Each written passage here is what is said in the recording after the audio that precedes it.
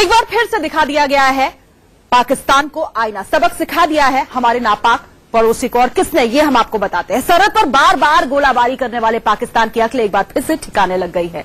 छोटी ही सही, लेकिन सेना के ऑपरेशन ने दुश्मन को बहुत बड़ा संदेश और सबक दे दिया है।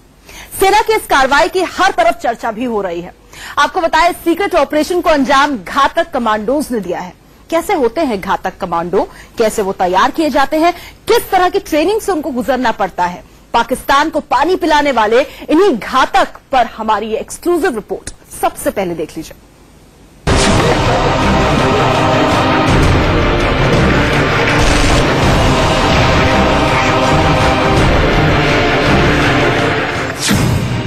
जिन्होंने एलओसी पार कर दिया ऑपरेशन को अंजाम,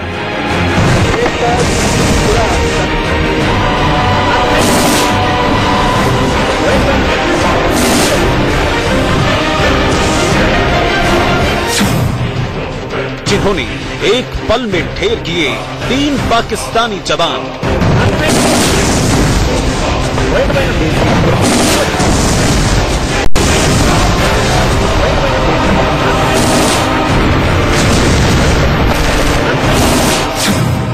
जिनकी गरज से दुश्मन खेमे में मच गया हड़कंप।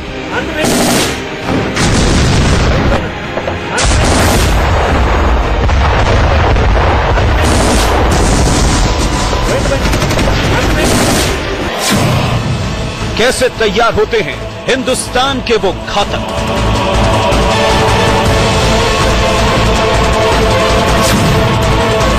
जानकारी के मुताबिक 25 दिसंबर को जिस सेना के दस्ते ने लाइन ऑफ कंट्रोल क्रॉस कर पाकिस्तान के 4 जवानों को उनके अंजाम तक पहुंचाया, वो घातक कमांडोज थे।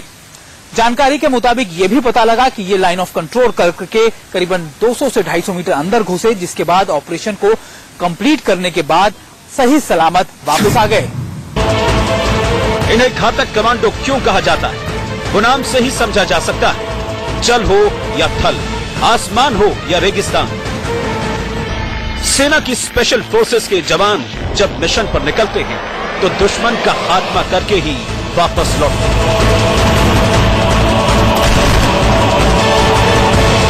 जिस तरह एयरफोर्स के पास गरुड़ कमांडो होते हैं, नेवी के पास मारफोर्स होते हैं, ठीक उसी तरह सेना के पास हैं घातक कमांडो।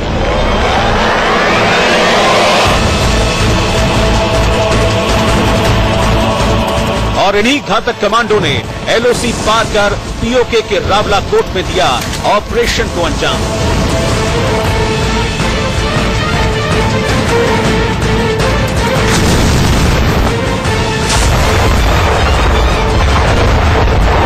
इन कमांडोज को देखिए, ऐसे ही होते हैं घातक कमांडो। और फिर जब दुश्मन सामने दिखता है तो उस पर टूट पड़ते हैं बिना वक्त गंवाए, बिना मौका दिए। ऐसे ही जवानों ने एलओसी पार ऑपरेशन को अंजाम दिया। म्यांमार में की गई सर्जिकल स्ट्राइक हो या पाकिस्तान के खिलाफ सर्जिकल स्ट्राइक, स्पेशल फोर्सेज हर ऑपरेशन के लिए तैनात रहती है। हम इस समय स्पेशल फोर्सेज के एक ऐसे ही ड्रिल के साथ फॉरवर्ड एरिया में है। जी हाँ, फॉरवर्ड एरिया में आपको नाम नहीं बता सकता, लेकिन स्पेशल फोर्सेज का जो पूरा अगर आप देखें तो आपको नजर आएगा कि ये ड्रिल किस तरीके से फॉरवर्ड एरियाज में चलाई जा रही है। और यहाँ पर खासतौर पर इनको जो ट्रेनिंग मिलती है वो इस तरीके की कि इनको कैसे घने जंगलों में और ऐसी जगहों में कैसे मॉनिटर करना होगा। जो घातक कमांडो पुंछ के दूसरी तरफ पीओके में पहुंचे, उन्होंने 3 पाकिस्तानी सैनिकों को ढेर किया। इन जवानों की ट्रेनिंग कुछ इसी तरह की होती है। दुर्गम चढ़ाई चढ़नी होती है, गड्ढों से बचना होता है, पहाड़ों से कूदना होता है, रस्सी पर लटकना होता है, बंकर में छिपना होता है, झाड़ियों में दम साध कर रुकना होता है। और फिर कड़ी ट्रेनिंग के बाद जवान औलाद बनता है। किसी भी हालात, किसी भी वक्त और किसी भी इलाके में ऑपरेशन को अंजाम देने वाला जवान। सोल्जर्स की ट्रेनिंग का एक बहुत महत्वपूर्ण हिस्सा होता है कॉम्बैट ट्रेनिंग। जी हाँ, कॉम्बैट ट्रेनिंग यानी लड़ाकू समय में किस तरीके से आपको ट्रेनिंग दी जाती है, ये कॉम्बैट ट्रेनिंग के अंदर सिखाया जाता है। और अभी स्कूल को आप देख रहे हैं, इसको बर्मा ब्रिज कहा जाता है। ये वो ब्रिज है, आपको याद होगा कि बर्मा युद्ध के दौरान ऐसे ही जगहों पे जब भारतीय फौज भी जब लड़ रही थी खासतौर पे, तब उस समय इन ब्रिजेस के ऊपर स्ट्रैटेजी होती थी कि अक्सर ऐसी खाइयों के पास या फिर जगहों के पास माइंस लगाकर या फिर दूसरी जगह लगाकर उनको नुकसान पहुंचाने की कोशिश की जाती थी। घातक कमांडो के बारे में कहा जाता है कि अकेला कमांडो 20 दुश्मनों पर भारी पड़ता है और इसकी वजह होती है उसकी ट्रेनिंग और तैयारी। रावलाकोट में जो जवान बिना किसी नुकसान के वापस लौट आए, उनकी तैयारी भी कुछ ऐसी ही थी। ये जवान हल्की मशीन गन और असॉल्ट राइफल से लैस थे। जब निकलते हैं तो इनकी तैयारी पूरी तरीके से होती है, यानी इनका जो पूरा प्लान होता है ये पूरे तैयार होकर, खाने पीने से लेकर एम्यूनिशन से लेकर सभी चीजों की तैयारी करके ये निकलते हैं। और अभी आप देखें तो आपको नजर आएगा कि लेटेस्ट वेपन्स के साथ साथ इनके पास जो कम्युनिकेशन डिवाइसेस होती हैं वो भी होती हैं, और इसके अलावा इनके जो दूसरी चीजें होती हैं, खाने पीने का सामान हो, शूज हो, सब स्पेशल फोर्सेस का बेहतरीन माना जाता है। यही वजह है कि जितने बड़े ऑपरेशंस होते हैं, खासतौर पे कॉम्बैट ऑपरेशंस, उनके लिए जो पहला चयन होता है या फिर जो पहली उम्मीद होती है वो स्पेशल फोर्सेस ही होती है। इनके बारे में कहा जाता है कि ये कमांडोज 5-5 घंटे तक दम साधे बैठे रह सकते हैं। वो इसलिए ताकि आमने सामने की लड़ाई लड़ सके, सीने पर वार कर सके। और स्पेशल कमांडोज ने 25 दिसंबर को यही किया। खूब अंधेरा होने तक कटीली झाड़ियों के बीच छिपे रहे और जैसे ही पाकिस्तानी सैनिक सामने आए उन्हें क्रॉस फायरिंग में ढेर कर दिया। बताया जा रहा है कि क्रॉस फायरिंग से पहले जवानों ने आईईडी प्लांट किया, कुछ इस तरह। गड्ढे कर माइंस लगाई जाती है और एहतियात के तौर पर जब ऐसी माइंस लगाई जाती है, बता दें ये एंटी टैंक माइंस हैं, लेकिन ऐसी छोटी छोटी जो पर्सनल एंटी पर्सनल माइंस होती हैं ये भी बहुत घातक होती है, क्योंकि इनके लिए इतने बड़े गड्ढे की जरूरत नहीं, सिर्फ कहीं पर भी छोटे से इलाके में आप लगा सकते हैं। यानी तो ट्रूप मूवमेंट करेंगे तो ये इतना बड़ा ब्लास्ट कर सकते हैं कि आप सोच नहीं सकते। अभी जैसा कि आप देख सकते हैं, एक माइन को लगाने के लिए एक पहले उसमें सबसे पहले जमीन में गड्ढा खोदा जाता है। गड्ढा इसलिए खोदा जाता है ताकि माइन को जमीन के लेवल से नीचे रखा जाए, और उसके बाद आसपास के घास वास से और मिट्टी की मदद से उसको कैमोफ्लेज कर देते हैं, सो दैट कि मान लो आपकी जो एनिमी की जो फोर्सेज हैं उसको आसानी से आइडेंटिफाई न कर पाए। घातक प्लाटून में आमतौर पर 20 जवान होते हैं। इनमें एक कमांडिंग कैप्टन होता है और 2 नॉन कमीशन्ड अफसर। इसके अलावा मार्क्समैन, स्पॉटर जोड़े, लाइट मशीन गनर, मेडिक और रेडियो ऑपरेटर होते हैं, जबकि बाकी सैनिक असॉल्ट ट्रूप के तौर पर काम करते हैं। हालांकि घातक जवानों की जिस टुकड़ी ने एलओसी पार मिशन को अंजाम दिया, उनकी संख्या बेहद कम बताई जा रही है, करीब 5 से 10 के आसपास। सूत्रों की माने तो इन जवानों ने ट्रेनिंग के तहत ट्रैप भी बिछाया था। ये ट्रैप लगाना स्पेशल कमांडोज की ट्रेनिंग का हिस्सा होता है। अगर आप देखें तो मैं यहाँ बहुत आसानी से आपको नजर आ रहा होगा कि मैं मूव कर सकता हूँ, लेकिन एक छोटी सी चीज मैं आपको दिखाना चाहता हूँ कि एक छोटा सा ट्रैप आपको नजर भी नहीं आएगा, क्योंकि खासतौर पर इस ग्रीन कलर की वायर का इस्तेमाल इसलिए किया जाता है क्योंकि घने जंगलों में हरे कलर को चारों तरफ आपके हरा कलर होता है और ऐसे में आपको इसको पहचान पाना बहुत मुश्किल होता है। और ये नेचुरल ट्रैप्स जो होते हैं इनको किस तरीके से आइडेंटिफाई कर पाना बहुत मुश्किल होता है। और जब आप ऐसे मूव करते हैं तो मैं आपको छोटा सा एक आप दिखाना चाहता हूँ कि किस तरीके से एक नमूना कि जब आप ऐसे आगे मूव करते हैं, अगर मैं आपको सर देखना चाहे कि जब आप इसको क्रॉस करेंगे, इस वायर को या टच करेंगे तो क्या अंजाम होगा उसका। सर जो ऊपर वेट लगाए गए, उसमें स्पाइक लगाए गए हैं, वो नीचे गिरेंगे और अपने दुश्मन को कैजुअल्टी कर देंगे। देखिए इस प्रकार से देखिए आप,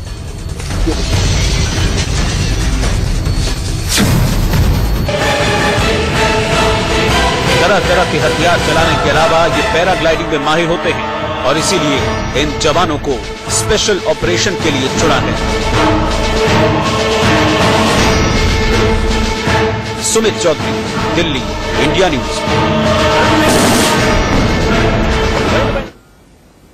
सेना के स्पेशल कमांडो की जंगली ट्रेनिंग जंगली इलाकों में नहीं होती है, रेगिस्तानी इलाकों में भी इन्हें तैयार किया जाता है। इनका शरीर फौलादी और हौसला चट्टान से भी ज्यादा मजबूत बनाया जाता है। इस रिपोर्ट में आपको दिखाते हैं किस तरह ये कमांडो टुकड़ी में बंटकर मिशन को पूरा करते हैं, अंजाम तक पहुंचाते हैं। और उन सवालों का जवाब भी सुनिए कि आखिर घातक कमांडो को ही ऑपरेशन के लिए क्यों चुना जाता है।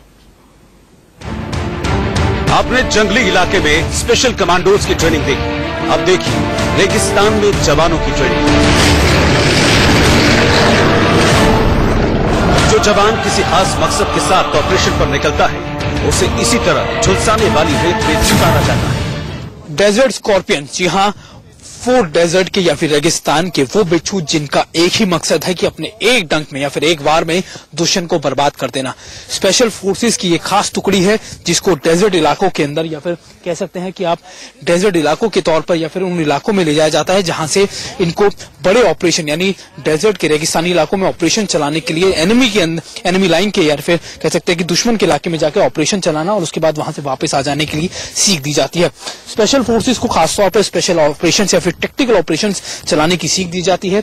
आपने कई बड़े ऑपरेशन, हालांकि मैं नाम नहीं ले सकता, लेकिन कई ऐसे बड़े ऑपरेशंस हमने हाल ही के साल में देखे हैं जिसमें स्पेशल फोर्सेज ने एनिमी लाइन में जाके बड़े ऑपरेशंस किए हैं, जिसमें आपका जो सबसे इंपॉर्टेंट था वो था सर्जिकल स्ट्राइक, जिसमें भारत ने कई ऐसे टेक्टिकल लॉन्च पैड्स को बर्बाद किया। और ऐसे ही अगर डेजर्ट इलाके में जरूरत पड़ती है तो उसका ऑपरेशन चला जा रहा है। आपने हाल ही में जैसलमेर के रेगिस्तान में हमेशा विजयी नाम से युद्धाभ्यास किया है। इस युद्धाभ्यास में सेना भी थी और वायुसेना भी। यहाँ बिल्कुल वैसा ही ऑपरेशन शुरू किया गया जैसा दुश्मन की मान में घुसकर किया जाता है। बात करना है, और यहाँ से अगर आप देखें तो ये 6-6 की टुकड़ी में 2 जिप्सीज में आए और इसके बाद अब ये लोग आगे बढ़ रहे हैं और यहाँ से इनका जो टारगेट होगा वो होगा आगे की पोजीशनिंग लेना या फिर आगे की तरफ बढ़ना। और अगर यहाँ पर अगर आप देखें, मैं आपको एक बार फिर दिखाता हूँ कि कैसे जब वो आगे बढ़ते हैं तो 3 लोग जो उनको पीछे से कवर देते हैं और 3 लोग आगे चलते हैं, यानी ऐसे धीरे धीरे करके। और यहाँ अगर आप देखें जिप्सी के ऊपर जो ये मशीन गन लगी है, इसके बाद जो इनके पास वेपन्स हैं, इस सभी चीजों से लैस होते हैं। और खास बात यह कि इनका मकसद होता है इन्हीं ऑपरेशंस के दौरान आगे की तरफ चलते जाना। ये वो जवान हैं जो सर्द हवाओं से जकड़ी रेत में मिशन पर निकले हैं। इनका टारगेट है दुश्मन की कमर तोड़ना। इस ट्रेनिंग की तरह ही दूसरी ट्रेनिंग पूरी करने के बाद ऐसे ही जवान घातक कमांडोज बनते हैं। वो घातक कमांडो जो सीमा पर भी तैनात किए गए हैं। साल 2016 के अंदर जब उरी अटैक हुआ तो उसी के बाद सरकार ने फैसला किया कि घातक कमांडोज को लाइन ऑफ कंट्रोल के आसपास के इलाकों में तैनात किया जाए। इसका असर ये हुआ कि न सिर्फ इन घातक कमांडोज की आहट को सुनकर या फिर इनकी मौजूदगी को देखते हुए न सिर्फ आतंकियों की घुसपैठ कम हुई, बल्कि पाकिस्तान की गुस्ताखियां भी कम होनी शुरू हो गई। लेकिन जो कमांडो इतनी कड़ी ट्रेनिंग से होकर गुजरता है, सोचिए क्या उसका टारगेट केवल बॉर्डर पर खड़े रहना है? नहीं, इन कमांडोज की असल चुनौती है पाकिस्तान की कायर बैट को सबक सिखाने की। बताया जाता है कि पिछले कुछ महीनों से पाकिस्तान की बॉर्डर एक्शन टीम कायराना हरकत पर उतर आई है। आतंकियों और पाकिस्तान की सेना से मिक्स दरिंदों की ये फौज हिंदुस्तानी सैनिकों पर पीछे से वार कर रही है। राजौरी में मेजर समेत 4 सैनिक जो शहादत पाए थे, उन पर हमला इन्हीं दरिंदों ने किया था। लेकिन अब घातक कमांडो पहले से भी ज्यादा घातक होने वाले हैं और इसी के तहत एलओसी पार कर ऑपरेशन को अंजाम देना शुरू कर दिया गया है। पाकिस्तान ने जब उनकी बैट के माध्यम से हमारे एक मेजर और 3 जवानों को खत्म किया तो उसी समय फैसला लिया गया कि हमारे भी घातक जाके उनका बदला लें। उन्हीं की टेरिटरी में गए 300-400 मीटर अंतर बलूच बटालियन, और ये शाम को 6 बजे आईईडी लगाया गया तो एकदम से स्टंड हो गए। उनकी टेरिटरी में उसमें फिर ब्लास्ट शुरू हुए थे और जब वो स्टंड हुए तो उसी समय हमारे घातक कमांडोज थे, उन्होंने उसके ऊपर हर प्रकार की फायरिंग खोल दी।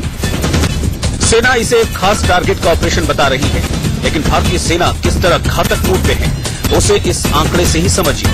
इस साल सेना ने 200 से ज्यादा आतंकियों को मार गिराया है, जिसमें 62 तो एलओसी पर ही ढेर किए गए हैं और इन्हें ढेर करने में घातक कमांडोज भी आगे हैं।